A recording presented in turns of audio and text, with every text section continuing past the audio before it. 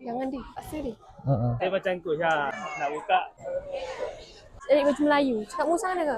Bukan cakap Musa. Cakap Belanga. Warna hitam. Tak hitam, warna krim. Tapi nak teluk Belanga tau. Sang, Hayden gemuk. Leher dia ke bawah. Dia asyik kacau dia punya leher. Tak handsome. Daddy pun tak selesa kan? Ha. Dia sedia. Aku tak boleh pakai cakap Musa. Macam mana dia? Yang rapat tu.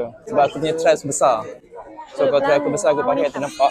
Cut. Semua baju Melayu feel dekat bahu. Takut dia. Asyik sangat ni. Sadar sangat. Seluar dia. Ngam. Susah nak buka baju. Dia cutting I rasa biasa. ni lagi Tak payah best. nak fit-fit sangat. I rasa ni lagi best. Nampak ni? Kan betul? Oh, sedap ni. Cantik. Maju sebab ni. Cik boleh tunggu sini dulu je. Boleh. Boleh, saya boleh tunggu sini. Syan ambil satu pasang baju. Syazwan pun sama. Kak, cakap lagi sini tak? Yang Kak nak bagi kita baju. Dia tak boleh replay. Sekali. Dia tak boleh. Dah malu dah. Kau L eh? Tapi ni dia terang sikit dah. Boleh. Boleh.